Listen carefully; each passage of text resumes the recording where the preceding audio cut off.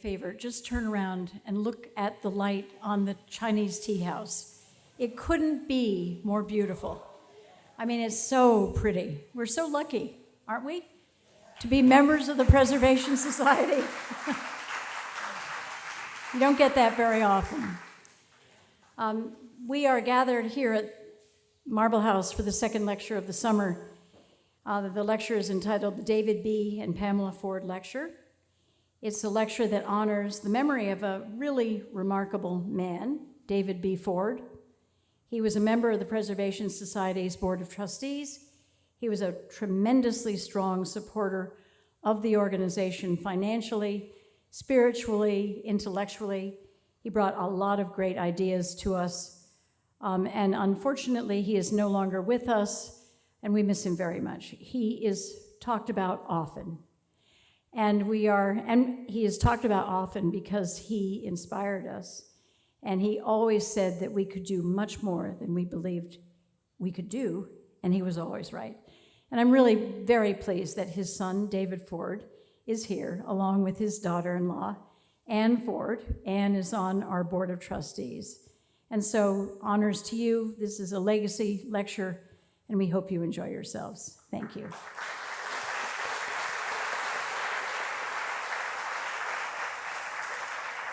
Several announcements before I introduce Gary Lawrance. We have a lecture coming up on the 1st of August, the Ido and Peter Kiernan Lecture, which will feature two of our outstanding fellows who are coming to the end of their research project. Dr. Astrid de Wettenstrand is going to be talking about the many lives of King's Coat. She has dug deeply into the history of that house. And Dani Zhang will be talking about storytelling objects. She has been working with our curator to prepare for the exhibition that will open up at the end of August at Rosecliff on Chinese objects in our collection and the role of the Chinese population in Newport in the 1880s, 1890s, turn of the century. So we're very much looking forward to hearing their research. I hope you'll join us that night. It is my real pleasure to introduce Gary Lawrance. He is an architect, an author, a historian. He comes from Stony Brook, New York. In 1982, he completed his architectural thesis about Gold Coast mansions of Long Island's North Shore. He has an extensive background in the history of Gilded Age architecture, landscapes, and society. He co-authored a best-selling book called Houses of the Hamptons, 1880 to 1930, with Anne Serchin. And he writes often for Architectural Digest, Dan's Papers, and Quest. Most importantly, and I find this extraordinary because he is the person who founded two really important Facebook and Instagram sites. One, Mansions of the Gilded Age, and the other, the Gilded Age Society. He has more than 500,000 followers, which is so great to know that people are interested in Gilded Age architecture and art. And if you are on Facebook or Instagram, follow him because you can learn a lot about not only the houses of Newport, but every Gilded Age house in America. He really, really knows them well, so I encourage you to do so. He is going to share with us how the Queen of Resorts, Newport, and its houses came to define the Gilded Age. There is a question and answer period. As Kate pointed out, the microphone is back there, so please don't hesitate to use it. It makes it a lot more fun to ask our speakers good questions, and we welcome you, Gary, very much. Thank you for being here. I want to thank everybody for coming. I want to thank Trudy and the Preservation Society of Newport to ask me to give the speech tonight. And I've been passionate about the Gilded Age mansions since I think I was born, but I have been coming to Newport for over 50 years and seen so many and the houses getting better and better and better and restored. But each time you see them from a different way. And when I do my social media, I try to speak to, believe it or not, many people who have not been to Newport, but have heard of Newport. And I try to tell the story as if it was the first time. Because when you come to Newport, the rooms you will remember, obviously the gold room, the hall, the breakers hall, certain houses just take your breath away. And now with, being that we can do photography in the house with our iPhones, you can, and being that I've photographed the houses many times, but can refreshingly do them again, you can go in and get the details. So some of my talk tonight will be about the details of opulence, because opulence isn't just the whole house, it's all the little details. It's the gilding, it's the little iron pieces, it's the chandeliers, it's the crystal. That's what makes a space opulent. Just as in clothing, you can have a simple dress on, but it's all the detailing. So it's about detailing. Detailing is opulence. So since we, want to get to a lot of things to see and talk, I'm going to start our program tonight. Well, that was the breakers as we opened up. Also tonight's talk, The Age of Opulence. I know last week we had a talk by Michael Catherine, who's a friend of mine, and he did, sort of what he called pre-Vanderbilt era. Well, we're going to The Age of Opulence really is about 1890, maybe 1910, when you got away from huge single-style cottages, which were certainly beautiful and opulent, but this is where we start to gild them heavily. The marble arrives, the age of the palaces, and that's what we're going to look at tonight. It's funny because when you, even on my social media, when you say, well, Marble House, the Breakers, is a summer cottage, and everybody thinks that's kind of a joke. Well, really, it's just a continuation, because when the Breakers burned down, it was a cottage, a very big cottage. But then, so they sort of was a tongue-in-cheek to say, well, come to my cottage in Newport. And getting to Newport, you obviously would take yachts. And Newport has many cities and many places to go and many wonderful places to live, to have the summers. But if you want to have a sort of the beginning of, say, if we think of Bellevue Avenue as Fifth Avenue in the Gilded Age, Bellevue Avenue was really that strip. And this location where the casino, unfortunately, is still today, was where it became. It was, James Gordon Bennett had a house across the street, which is now the shopping center, but the casino is still there. And some people, when they think of the casino, they think of gambling. Casinos were gathering spaces where people would have parties and attend and play tennis too, and do a lot of watching and cocktailing. And so these are some scenes of the casino. I wanted to, as a note, to say that when I was working on the book, The Houses of the Hamptons, 1880 to 1930, the subtitle of that book is The Architecture of Leisure. And when Ann and I were working on it, we discovered that, as you're going to see, there was hardly anything leisurely in the Gilded Age when you were at a resort. It was a lot of work, a lot of changing clothes, lots of parties, lots of this. It was almost you had to go someplace else to get rest. So, I'm not going to go into the whole etiquette of the era, as we see like in the Gilded Age series, but, ladies had their mornings, they had their rides. From a lady's point of view, it was a lot more work probably, because dressing for every different thing, you change for lunch, you change for afternoon, you change for this. Everything. It kept the maids very busy, but it was all about changing, and you couldn't wear the same outfit like all day long. And there's golf. Fortunately, the golf course still remains. So just beginning, we're already getting tired. The beach club, which is still there, different, buildings over the years.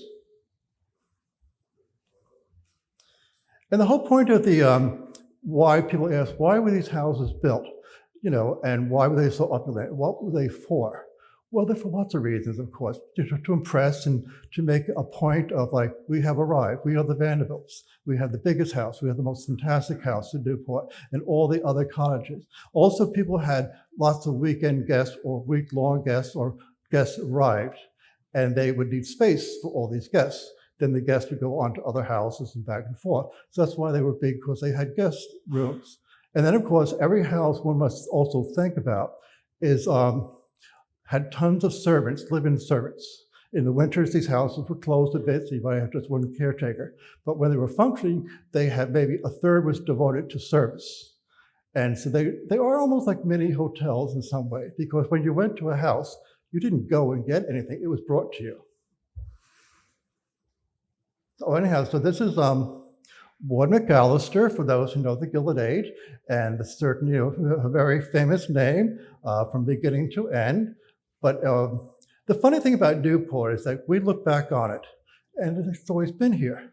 Well, the Newport millionaires and the American millionaires, in many ways, the height of that started after the Civil War. 1890s is the height of the real Gilded Age. And in that time, they went to Paris and France and Europe, and they, bought what they could from Versailles and bought Marie Antoinette's jewelry and so on. Because to them, when you're in 1880 or 1890, you're really about 100 years away from the French court. Downfall, the revolution and everything. So just as we're looking back almost 100 years to the Gilded Age or more, the Gilded Age people were looking back to that era which ended, but they wanted to embrace it. And so we're getting to Ward McAllister, who somehow felt that, while he wasn't an aristocrat from Europe, he was very knowledgeable about etiquette. And he wanted to teach the Americans who thought they knew everything about the proper ways of having service and food and manners, etiquette. So in many ways, he was teaching a new money class who really had no idea how to behave. And so it's because they were kind of new. It's a new aristocracy at the time. So they embraced everything that was sort of based upon France. I went to the lecture for a French organization. They said, can you give a talk about French houses on Fifth Avenue? I said, I'm sure there's some.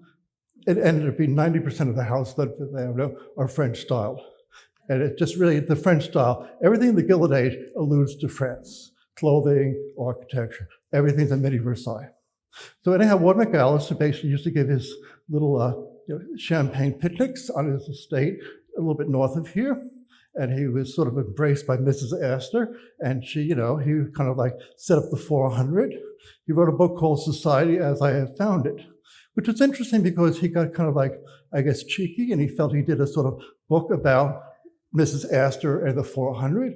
And while, of course, he changed the names, like most of those kind of books, everybody knew who everybody was. So Mrs. Astor sort of turned her back, and it's also a la Truman Capote, where he did a book too, where he kind of made allusions to the society ladies, and they dumped him, so she dumped Mr. Ward McAllister. When he had his funeral on Fifth Avenue, no one attended, and Mrs. Astor said, I'm having a dinner that night, I just can't possibly make it. So. But anyhow, he wrote this book, Society as I Have Found It. It's reprinted, it's interesting, a little bit long, but that's the age. So we're here with Mrs. Astor at her house, Beechwood. Now, Mrs. Astor, was from old money, Knickerbocker family in New York, and most of the time the case was that, older, established, old money families, and for those who are familiar with the Gilded Age series, often would marry new money. Usually the men had the money, but they didn't have the background. So they merged, and then their children would grow up in society. Mrs. Astor ruled society. She was the queen of society. And sometimes you feel like, oh, poor Mrs. Astor having Marble House next door. I mean, it's like this is small in comparison. But this was an older house from the 1850s that was restyled. And there's actually very few pictures of Mrs. Astor. She didn't like being photographed. But this is the house later on with the Richard Morris Hunt edition. And this was her ballroom. When people say the ballroom of the 400, I don't know if there was ever actually 400 people in one space. And just like here, there was a ball for the 400 here, it would be on the lawn with terraces, tents, and all sorts of things going on. But anyhow, this was her room designed by Richard Morris Hunt. Now, Mrs. Astor ruled society. And if by some chance, someone had invited you, like the Russell family or something at HBO, would invite somebody, and Mrs. Astor didn't recognize them, you couldn't go to the Russells, because if she heard that you went to the Russells, well, you might be out of society. So you had to go to Mrs. Astor, who ruled very stringently. Later on, we hear about the society figures of Mamie Fish and Tessie Aldrich, and when Mrs. Astor died, she did an article looking back on her life. And she gave a little quirk, a hit about the other ladies of society, Tessie Aldrich, Alva Vanderbilt, Mamie Fish, and lots of the others. And she said, well, I've always felt that I ran society the way a gentlewoman would run society. And I know that when I die, society will still go on and be run by other ladies, but unfortunately, they run their entertainments more appropriate for a circus tent. But anyhow, Charles Dana Gibson, who was known for the Gibson Girl, he did all these wonderful parodies of the rich of the Gilded Age. And you just look them up online, you can buy the illustration. So for those, I mean, I've read so many books, I read so many books when I was younger, mostly biographies in the 60s written by people who were from the era. And they used to say that Mrs. Astor's balls were beautiful, Newport was beautiful. But when you went to Mrs. Astor's ball, it was so boring. So, and you see here depicted in Charles Dana Gibson, you have everybody attending her balls because they had to. It was luxurious, it was beautiful, but the younger set wanted to do other things and everybody dozed off and it was just so much rigid etiquette. And that's actually why you got places like Tuxedo Park, the Hamptons, where it was a little bit, I'm not saying they were really crazy, but Newport was so etiquette driven that it was almost a burden. But Mrs. Astor controlled that. Later on, those other ladies sort of livened things up. So another thing is you could do off the cliff walk. Cliff walk's a long story in itself. But the idea, these were activities. You walked the cliff walk, you did this, you went riding and so on. But this is just a wonderful way of enjoying the cliff walk. Lots of stories about everybody wanting to, townsfolk going up to the mansions that didn't have gates and walls and peering in the house and looking at the family having lunch at various, like Vinlands was the case. But this is the idea, you walk the cliff walk. Now, of course, on the cliff walk, we still have I think it's the Robert Walton Goulet House, and that's a wonderful Stanford white shingle style house. Now, getting to the era about what was the first house that one could call the palace house. Well, they kind of merged. Chateau Semir certainly was an older house that kind of got palace-sized, if you want to call it somewhat. And Ochre Court here was the Goulet family, was the brother. And this is the Richard Morris Hunt house. And you can see they used to go to Europe and they'd find chateaus and they say, I like that dormer, I like that staircase, I like this, I want that. I want a little bit of Versailles, I want the Grand Trianon. I mean, it actually hasn't changed much in architecture today. Somehow people get, today we have much more things to pick from. But anyhow, this was the sort of French style house.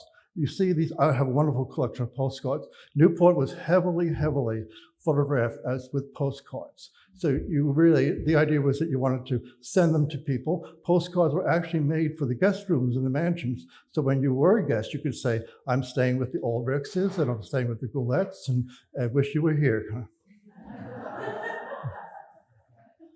So now we jump onto the Breakers, probably the ultimate house here in Newport.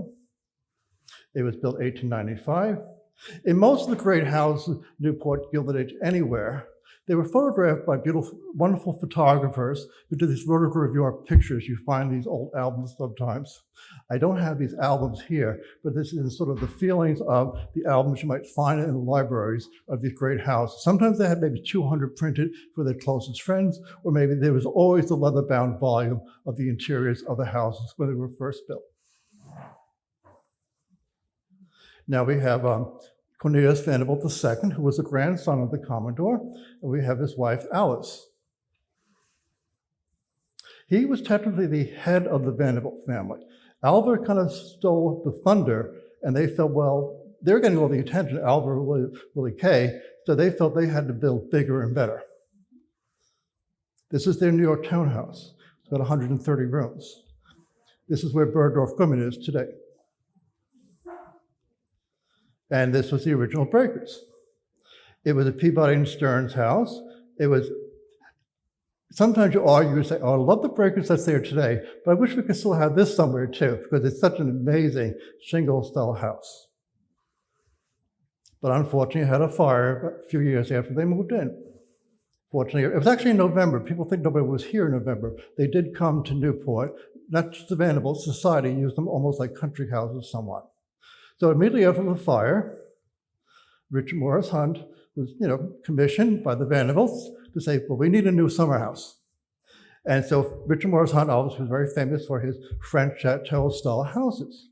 Now, what's great online, even me, who've been doing research for years, every day with the internet, more is coming online. The Library of Congress, if you go on the internet for Library of Congress, type in Richard Morris Hunt, type in Vanderbilt, and you will see so many sketches and illustrations of earlier schemes. Anybody who's done a house certainly has prior designs. I'm sure the Vanderbilt said, money's no object, just give us what we want. And then there was an Italian palazzo sort of scheme because they felt the first scheme looked too much like Oakland Court, which was only a few houses down. And this is the floor plan for that scheme.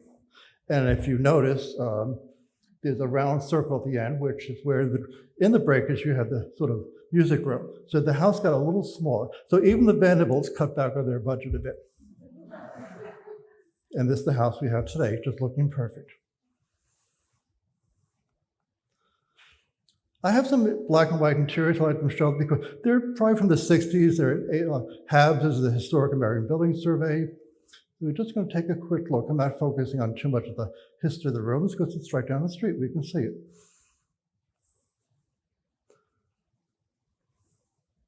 But what I find when you're doing so much research in these houses, and while they're beautifully photographed in black and white, as we all know, when you see a house and visit it, and if it's still existing, even in color photos, there's nothing like seeing the color, because there's a sun that changes. A marble house has so many different colors during the day, because sun and marble changes. But of course, this is the splendor of the breakers. The baccarat chandeliers. I mean, if one asks what impresses you most in the breakers, well, it's very hard to say. I mean, it's the grandest staircase in any probably American Gilded Age house. It was meant to impress, and it did. The Vanderbilts, the Cornelius Vanderbilts were the head of the family, the richest, most obvious, Gilded Age family. And this is just an amazing staircase, and it's everything you see depicted in the Hollywood movies of the 60s. You have like Unsinkable Molly Brown was a good one to watch. The idea of the queenly procession down the staircase. Rosecliffe is a wonderful example. The idea was to make an entrance. And like I said, just going to the houses many times with an iPhone, you get to see different corners. Because most of the times you went to a house where you were on a guided tour and you couldn't stay long enough. But you can just put the ceiling in this the Great Hall was actually taken from the New York City townhouse where that house was torn down in the 20s. And the fireplace in the morning room. This is a fireplace in the library. And according to most accounts I read, there's an inscription on it, which I've never gotten close enough to read. We'll have to check on that. But the Breakers fireplace has an inscription, which was kind of like, people think it's called kind of a pun on it. It says, the inscription says, little do I care for riches, I do not miss them, for only cleverness prevails at the end. And the exterior of the Breakers. The funny thing is, as an architect, when you look at these houses, Newport's full of many, many large towering mansions. But Newport is like the skyscraper of all the mansions. I wonder if they ever had a building height restriction. I'm sure they didn't in those days. Today, you can't build houses like these because you have building height restrictions. And the magnificent gates.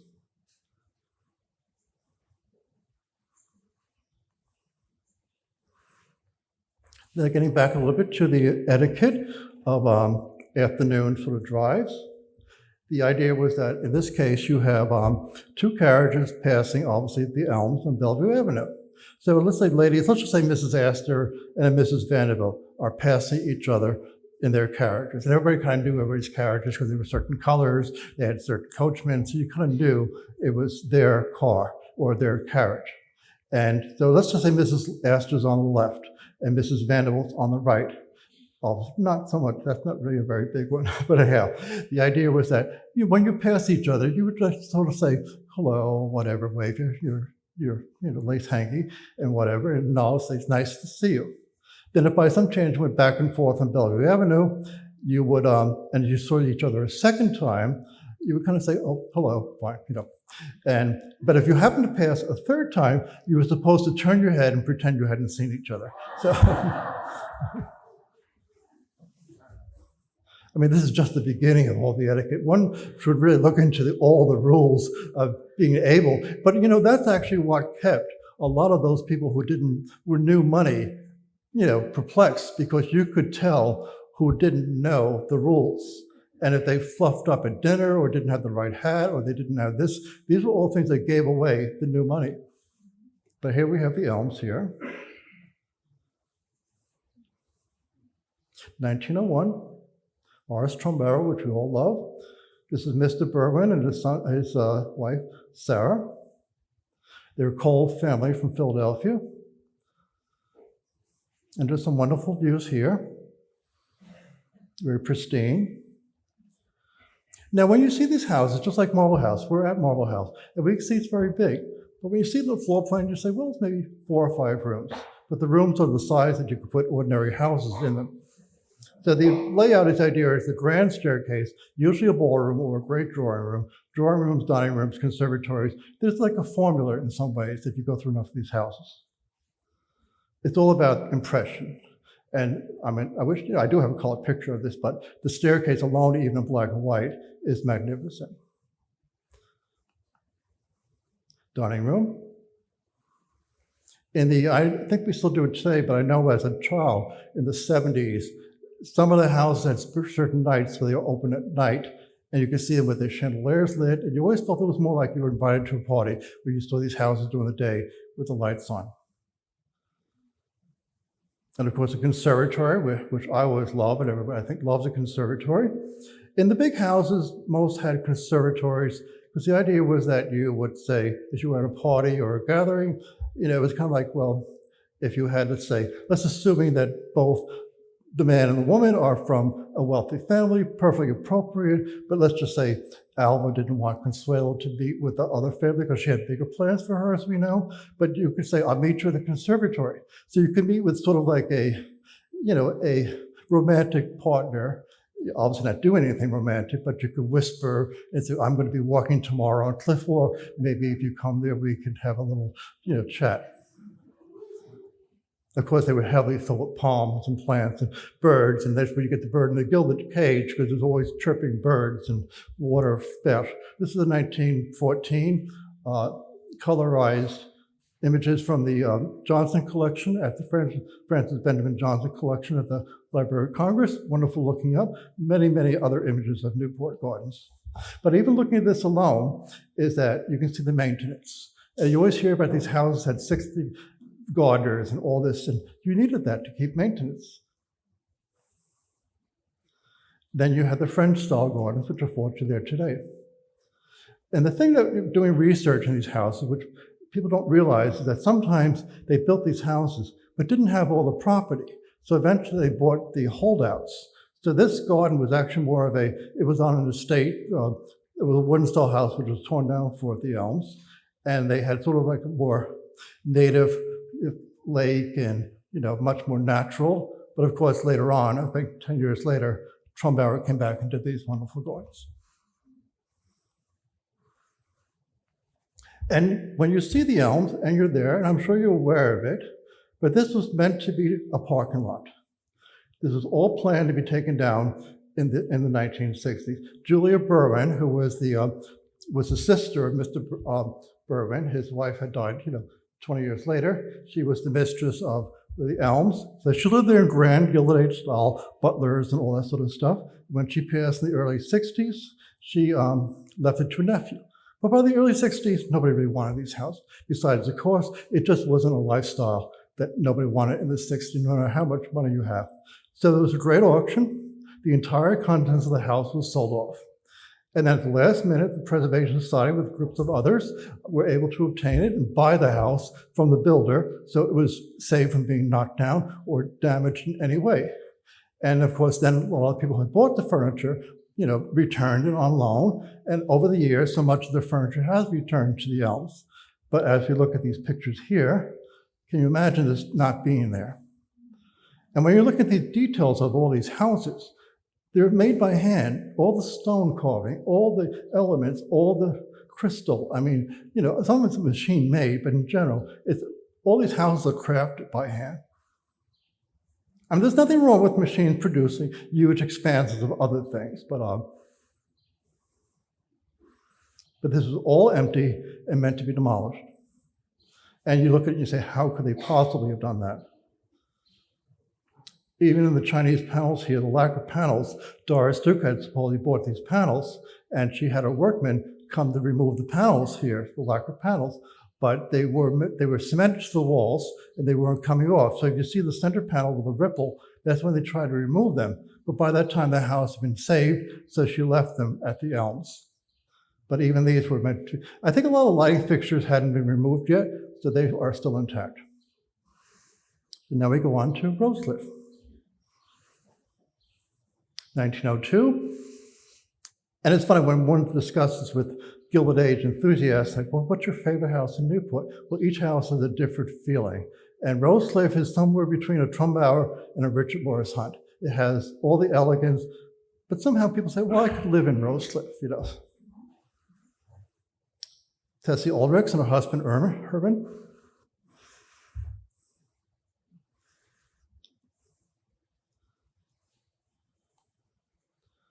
So the same thing here was that the Ulrichs had found the Bancroft cottage, which was called Rosecliff on the cliffs. Mr. Bancroft was a Rosarian, and he actually created the American Beauty Rose at that garden. So when he passed, when they were able to buy the property, they bought the house. And almost one can imagine this couple being them and saying, well, this is very cute and nice, but this really won't do. So these are earlier schemes for Rosecliff. I mean, she had palace aspirations. So.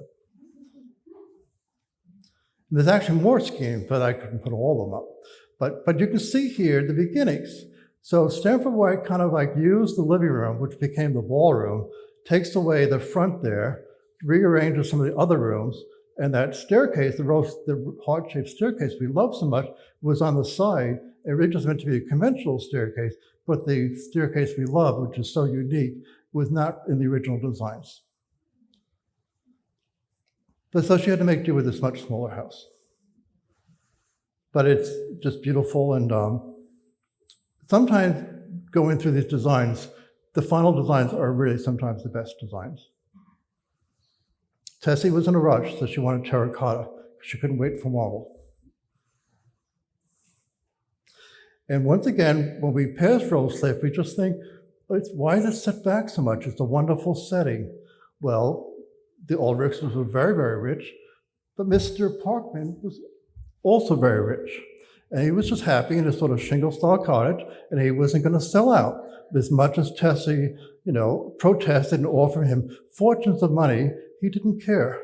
So it wasn't until 1912 that when he died and Tessie Ulrich was able to buy the other house on the front lawn, and then she has that wonderful garden there, which we see today. But during the Gilded Age, we would never have seen Rosecliff unless we were invited to it. And the staircase here, which in the style of Stanford White and Tessie decorating, I have to say Rosecliff today I think is perfect in a sense it's in its later decorating schemes.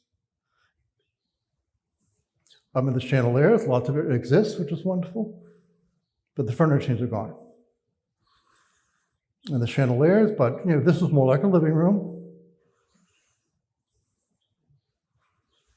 And we have an exterior here. So Tessie was very obsessed with white and white marbles and white, themes, the white rooms and everything. And she gave a very famous ball called the Bal Blanc. And I'll just read a quick excerpt from that. It says, the scheme for the famous Bal Blanc was that the white should dominate the evening. Tessie even asked President Teddy Roosevelt to get the U.S. Navy to anchor the Great White Fleet just offshore as a backdrop for her soiree. But when her request was denied, Tessie pouted only momentarily before swinging into action by ordering a mock fleet be built with skeletal construction and painted white and floated into the waters off her property. The nautical theme seemed to be appropriate to Tessie because her gala was to set the climax to the day's activities, which included the famed yacht race in Narragansett Bay for the Astor Cup. And it goes on. And one never can leave Newport without photographing the staircase a million times. It is just, I mean, it is just so elegant, so simple, and it is just something. The fact that, like, unlike the breakers or even the Marble House staircase, the fact that it's enclosed with shapes, it takes on different figures. So when you pose on it, you know, the heart embraces the person either coming down the staircase or posing on it. And I said, Rosecliff basically has, it's very elegant, but very opulent with the crystal, the details. And most of these are original fixtures. And the idea of these houses, like I said, once you've been to them a few times, it's the looking up, it's the looking down, it's looking at the fireplace details. Because each piece is a work of art by itself. And for those who watched the 1974 Great Gatsby movie, this is where the famous scene from the Great Gatsby was filmed. Now we're on to Marble House. 1892. William K. Venable and his wife, Alva Venable. Most people know about Alva so much because she was going to take no to anybody. Here's another illustration from the Charles Dana Gibson. It's called The Social Push, Almost N. So while the woman on the right isn't Alva, but she's meant to represent a social climbing, maybe a woman from another part of the country who has her husband struck gold or silver, has more money than he can possibly do, and his wife aspires to be on Fifth Avenue and join the 400 and get in with all the fancy people who would be part of the group. So in a sense, that's the story of Alva, but not done that way. But the idea is to how to be accepted and noticed is to build a big, beautiful house. This is the New York City townhouse. Unfortunately gone. She gives a big famous ball there where Mrs. Ashley can see depicted in the HBO series where she gives this housewarming party. And once Mrs. Astor eventually joins, the Venables are in society. To join the Golden Circle, to do nothing but go around from party to party and circle and spend money. And sometimes you could call it a gilded rut in some ways, but this is Charles Dana Gibson's parody of the Golden Circle. This was a 39th birthday present for Alva. I think she knew very much about it because she pretty much designed it with Mr. Hunt. Mr. Hunt being the architect, but Alva very determined in the design process. Mr. Hunt had wanted to do something and Alva didn't approve of it. And he said, well, it should be that way.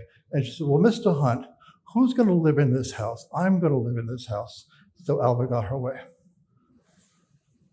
But this is an earlier scheme too.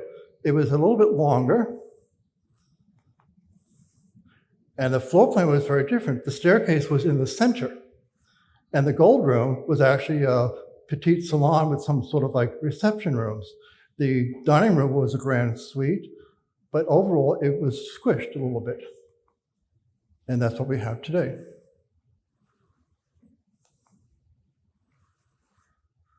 But like I said, when you leave Newport and you go back with all these ideas, you just almost can't imagine where, which room, which space you remember the most.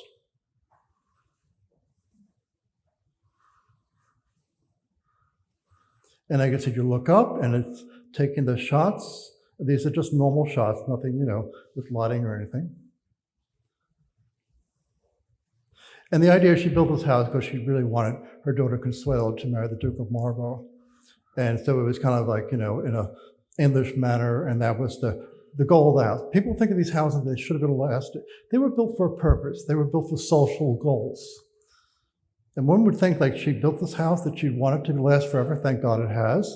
But so many of them just moved on, and they were almost throwaway houses, which is sad. And you think about that craftsmanship just being, even the craftsmen may have lived longer and seen their work destroyed.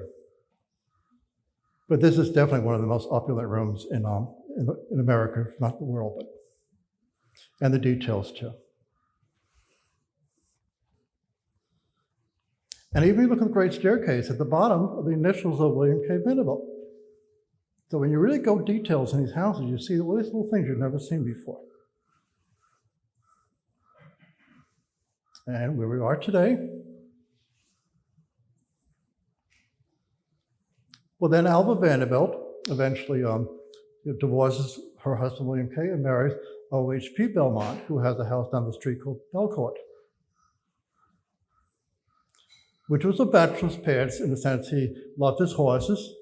But when Alva moved in and married him, she changed things around. But there's a funny story in one of the books, is that there were trolleys going up and down Bellevue Avenue in the old days, and they all had megaphones. Well, this is the home of the Vanderbilts. This is where Mrs. Astor gave her famous 400 ball or whatever. So Alva, when she was here as Mrs. O.H.P. Belmont, was on one of the porches with some friends entertaining, and she said, "Oh, I hear the trolley coming. You should go. Let's go to the front and listen," because he says the most funniest things. I guess she knew the routine, but that day he supposedly had changed the routine, and it goes something like, "She once lived in a marble palace with Mr. Vanderbilt, but now she lives above the stables with Mr. Belmont." It's quite a nice stables. And of course, when she married Mr. Belmont, Alva did go on to do great things with the women's suffragette movement, votes for women, so she didn't really have an idle life. But some of the articles depict her. Obviously, there was always fancy little parties with, carriages and little automobiles with flowers and so on. Here she's probably a grand butterfly thing. And there's another comment which leads to some of her events. I'm not sure if it's one of her parties, but it says, "Alva turned for comfort and love to Oliver Belmont and withdrew to a life of extravagant velocity in Newport, where a stream flowed down the center of one banqueting table and vivid fish swam pleasantly, and guests took little sterling silver shovels and dug desperately in the sand for favors made from rubies, sapphires, emeralds, and pearls." Supposedly that happened.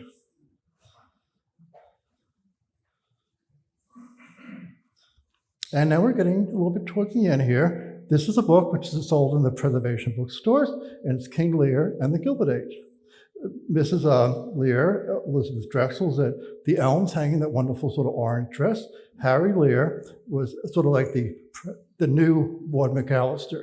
He bumped into Mrs. Astor and said something to her like, "Oh, you're magnificently attired, but that hat has to go." And so, while most would think that was a horrible insult, she became very friendly with Harry Lear. So Harry Lear was sort of like the court jester of the Gilded Age and planned parties. He also had some money, but not real money. Today, he'd be like the biggest social influencer, because when he needed champagne for a party, he didn't pay for champagne, but when he arranged parties for the Newport set, he recommended those champagne dealers. When he had his clothes made, he'd go up to someone saying, "Oh, that outfit, that tuxedo is really great, but I know a little man on 23rd Street who could do it really well, and if you give him my card or tell him that I sent you, he would even give you a little discount." Of course, Harry was getting a cut of that, and he never paid for his clothes. And the same thing with flowers. So anyhow, the ladies thought that Harry should have a wife. And Harry said, "What do I need a wife for? I don't want a wife. I have no interest in women except for dressing them and going to parties, in a sense." So, and everybody knew that. But unfortunately, his wife didn't know that. So Elizabeth, she should have known, because everybody knew everybody's business in those days. But anyhow, so he does eventually marry her. And she's like, I think her husband had died, so it was okay to get remarried. And she was from Philadelphia, the Drexel family.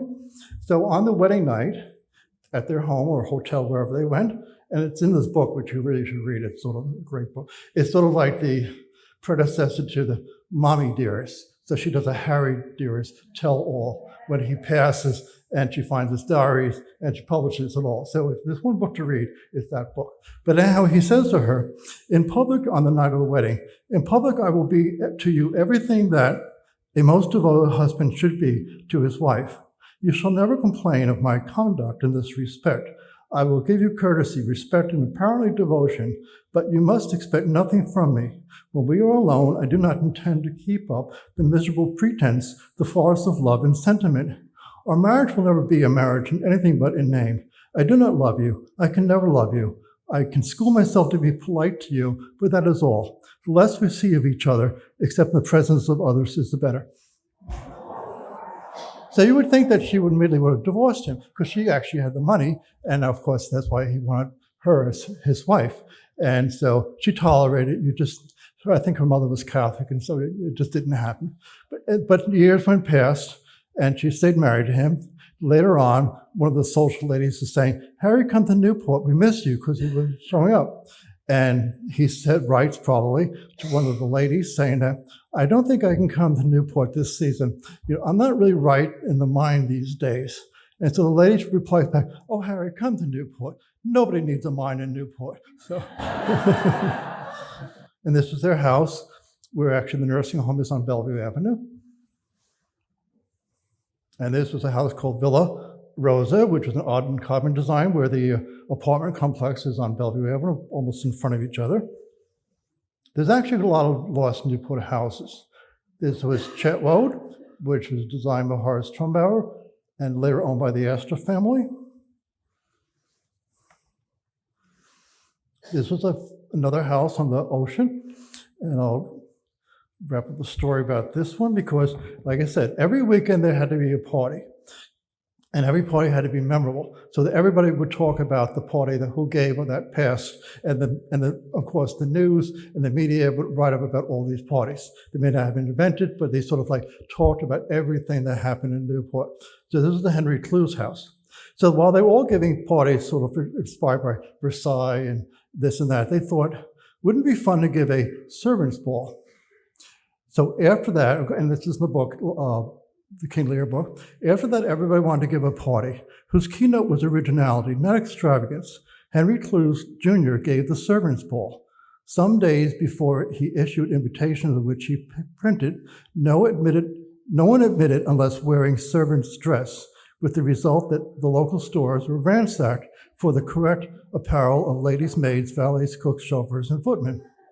When the evening of the party arrived, no one had the courage to face their servants dressed in what appeared to be the clothes purloined from their own wardrobes, with the result that Free Buddy Park, which I assume was a park here in Newport where the servants sort of rest, was thronged with maids, men servants who had been given an unexpected evening off so they should not witness their masters' and mistresses' departure for the ball. This is Elizabeth talking. "I donned the black dress and white apron of a lady's maid. Harry Lear was the pompous butler. The door of the Rocks was opened by Henry Clues, attired as a valet and holding a duster in one hand and a kitchen pail in the other. Behind him was Mrs. Ulrichs with a large mop, industriously polishing the floor. Oliver Belmont, a little feather duster brush stuck into his cap, was acting as a cloakroom attendant, taking charge of coats. The funniest part of the evening was dinner, cooked by the guests. Everyone made their own specialty, and the result was a weird assortment of dishes. Mrs. Fish made scrambled eggs. Mrs. Pembroke Jones, a salad. Elijah Dyer cooked lobster. Mrs. Van Allen, spaghetti. Those who could not contribute to the menu spread tomatoes and sliced onion on a toast-laid table. Harry Lear acted as a butler and poured the wine. And then, of course, it goes on to say that the media got hold of it, and they blasted all over the country that the Newport millionaires are pretending to be servants and spending hundreds and thousands of dollars for an event when many in the country were still starving. So you get a lot of that in these stories here. This house is long gone. I do recommend a book called Lost in Newport by Paul Miller. You will not realize how many Newport houses are gone. This is a house actually near the Hammersmith's farm. Elegant house, Hopper and Cone Architects. In the 1960s, when President Kennedy was president, the next year he was assassinated, but this was meant to be the summer White House, and then eventually it got torn down too. And our last house here is a house that no one had any idea ever existed, was the Lippett's Castle. And it's at Ledges Road at the end. And Mr. Lippett was the governor of Rhode Island at one point. He built it in 1899. I have to say it was probably the most striking, folly, love it or hate it house in Newport. It was a castle. There's lots and lots of pictures of the exterior. There's a floor plan and some bad interiors. But this house was torn down in 1926 and replaced by John Russell Pope's The Waves, which is still there today, which is a beautiful cottage, but built on the foundations of this house. And the things about the details, I have visited Marble House recently and got to look at more details on it. And even though I've been here many times, there's an elevator here, which takes you up if you need an elevator. And it has this beautiful clock and a beautiful little jeweled elevator. And basically, it's just every day you will see something new if you come to Newport all the time. And as the time has passed, we're done. Thank you.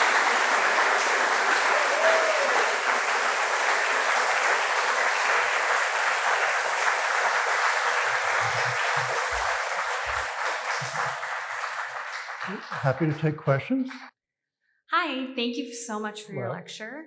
I just wondered, during your research, did you find any proof that there were any people who were trying to break into society by building opulent houses who failed? What do you mean, break into society? Or? Yes, like the new money class. Were there any cases that you found in your research? Oh, where there's so much of them. I mean, the house that's Rough Point was owned by the Leeds family at one point. It was built for Frederick Vanderbilt. Then it had the Leeds family, where he was at the tin plate king, very, very rich, and he had a beautiful wife.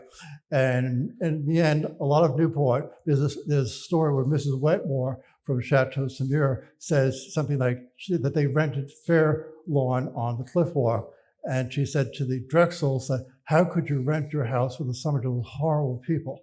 And she says, well, we're thinking of redecorating anyhow when we come back, so it should be okay. But then Alva Vanderbilt took them up and she says, well, I like the Leeds and I'm going to somehow get them into society. But then Mr. Leeds, unfortunately, passes, early, and his wife wanders the world with millions and millions of dollars. And then she meets the Prince of Greece. So she becomes the Princess of Greece. And then when she's the Princess of Greece, everybody loved Mrs. Leeds. Thank you, Mr. Lawrence. And I actually have a question. You're clearly so passionate about this subject. You're so knowledgeable. Where did this passion come from? Was it something in childhood or something you acquired in architecture school? I have no idea. I mean, some people I think are just born with an interest. I didn't come from a family of architects or designers, and I didn't grow up in an old house. And my parents were shocked, like, where did we get him from? Because, it's like, there was nobody who influenced me. In the 60s, you could have been inspired by TV shows like, the Beverly Hillbillies, things like that. Anything that depicted, they were mostly extraordinary, exaggerated. You have like the Titanic stories, which was always fascinating too. And you watch the movie, I guess it was the movies for a child in that era. And then of course I was fascinated by Lyndhurst, was one of my first houses I saw. And in Lyndhurst, there's the biography of the Goulds. So I went to my libraries. Libraries were very helpful in those days, and still are. But I went back and read every biography and the bibliography of the Goulds books, and I read them. So I acquired the knowledge. And that's, it's like sometimes I say, I can't remember what I had for breakfast, but I could tell you what Mrs. Astor had for breakfast. So. Thank you so much. In the, or at the landing in Marble House, on the wall, to the left is the image of the owner, and to the right, the image of the architect, Richard Morris Hunt. To your knowledge, is this the only case of the architect being so honored in this way? Well, actually, the Richard Morris Hunt was secretly sculpted on the turrets at the Vanderbilt's house in Fifth Avenue, 660 Fifth Avenue, 52nd Street and Fifth Avenue. So that was considered one of the major works that should have been saved. But the craftsman there, because Matt Jeffries was carving stone, they put him up in one of the minarets on the very top of the house. And somehow he noticed that, what's that statue do? I never designed that statue. So in a sense, he's honored also, was honored there. I think that statue still exists at one of the Vanderbilt Museum houses somewhere. Second question, please. Of course, there's the image of Edward Berwyn on the urns lining the wall on Bellevue Avenue. Any comments about the smiling image of Edward Berwyn? Excuse me, about Mr. Berwyn? Mr. Berwyn's face with the large mustache is on both sides of the urns. Oh, yes. Atop the wall.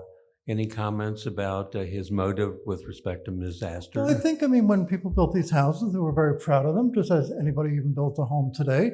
You are very proud of them, but in those days, they were your creation. And I'm sure he just enjoyed having it acknowledged, just like, the Newell Post and the Marble House had the William K. Vanderbilt initials. And so it was their signature somehow. And then there were sometimes each house has little quirky things that make fun of the owners. Sometimes even the builders would put in little puns too, which they never knew was there. So. Thank you very much, Mr. Lawrence, for your wonderful presentation, and I'm a big fan of your blog and everything online. My question is, have you been to all the existing Vanderbilt mansions? Have you been to all of the existing Vanderbilt mansions that are still I think I have. intact? You have. The ones that are private, there's a few. Casa Alba is off near Palm Beach. That's still privately owned. I hope to see that one day. Some are private, but mostly the houses that are public. Of course, I would love to have seen so many of the Fifth Avenue mansions, which are mostly all gone. And of course, getting back to that is that Fifth Avenue, it was as real estate, it was so desirable. So like even the Alba Chateau, which everybody thought should have been saved, and when her husband, William K., died in the 20s, and Alba Vanderbilt Belmont died in the 30s, there was still enough money you could think, well, we could save it, but what would they save it for? Because Fifth Avenue was coldly commercialized at that point, and the land alone was worth millions and millions of dollars, at that time. And I guess everybody moved on, and the children also had their own mansions and lifestyle. So looking back on it, but the fact that that house was torn down about 25, maybe it was 35, 40 years old, not even that. So in many ways, just like if we look back 40 years, we may not think of 40 years as being an old house. And today we wish it was there, or thank God that we have Newport, which everybody I think knows is a center of Gilded Age. And it is, even for my groups, everybody has it on their bucket list who hasn't been here. And it is pretty much, if you have to think of one concentration of American Gilded Age houses, is Newport. And I've stayed here many times over the years with friends at different places. And I walk in the morning at 6 up Bellevue Avenue or take the Cliff Walk. And when you're walking, you can almost imagine it. It's all the way it was. To the Margaret Vanderbilt estate up in Briar Cliff, New York, off the Hudson. Oh, yes, that one. What is your opinion of that house? Well, that's the one of the daughters. I think it was the Shepherd House. Some houses were the location. Sometimes the location's on a hill and has beautiful Gilded Age interiors, a beautiful staircase, a ballroom. I think some of the rooms were used in the Gilded Age series. And she didn't have it very long because her husband died early. Then she moved on and it became a country club. But it's still there and it's still well maintained. Some of them were absolute perfection. Some may not have been perfection. I have to say a lot of the houses that Alba Belmont built after Marble House and the Fifth Avenue house, she dabbled in houses. And one of the stories goes that Alba was never happier than when she was knee-deep in water. And she did a house on Long Island called Beacon Towers. It's sort of like a Disneyland castle. And then she did another house in Hempstead, which is very strange, So every house wasn't perfection, but these houses in Newport and the Fifth Avenue house was perfection. Mr. Lawrence, I loved the story about the servants party that you told. I just want to know, what house was that? That was the Henry Clue's house. And that was kind of like along Ocean Drive. Was that the Reefs? No, it wasn't the Reefs. That's further down. This was just kind of unfortunate now forgotten locations that merged into other houses. Okay. That I think was taken down in the 50s. Okay, thank you. An incredible house, though. Yes, sir. Thank you so much, Mr. Lawrence, for a very wonderful lecture. Well, thank you very much.